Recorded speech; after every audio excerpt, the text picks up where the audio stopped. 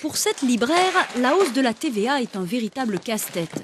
Dans la nuit du 31 décembre au 1er janvier, ces stocks vont perdre 1,5% de leur valeur, avec une question en suspens.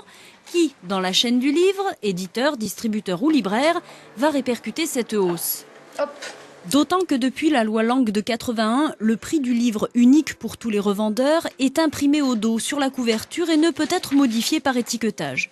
Certains vont prendre la décision de jouer sur le hors-taxe, d'autres sur le TTC. Donc déjà, cette notion de prix unique du livre qui est déjà difficile à faire passer encore, malgré 30 ans de loi Lang, ça va devenir encore plus flou.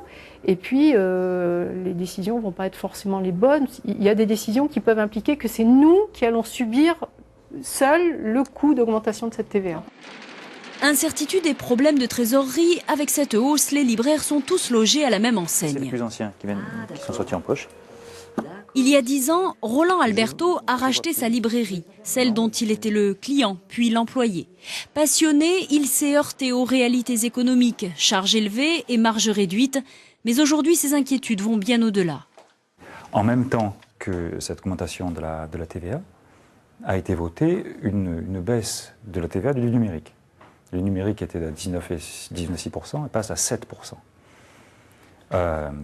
J'ai du mal à ne pas voir dans cette baisse de la TVA du numérique et cette augmentation de la TVA sur le livre imprimé un geste politique qui sont vraiment à casser une filière, casser des métiers et casser une manière de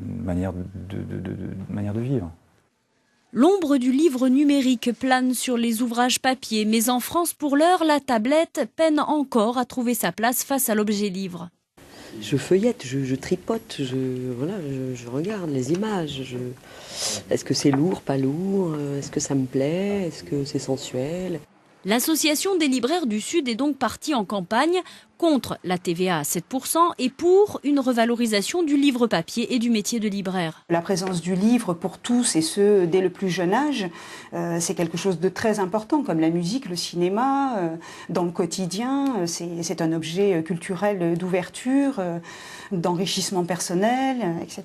Donc voilà, on ne défend pas que l'aspect économique qui pourrait laisser supposer que les libraires souhaitent s'enrichir. Ce n'est pas absolument pas ça du tout. Grand paradoxe, selon le ministre de la Culture, un plan de soutien à la librairie pourrait être annoncé d'ici quelques semaines. En attendant les rayonnages bien garnis pour Noël, les libraires espèrent que le livre restera encore un peu une idée cadeau indispensable.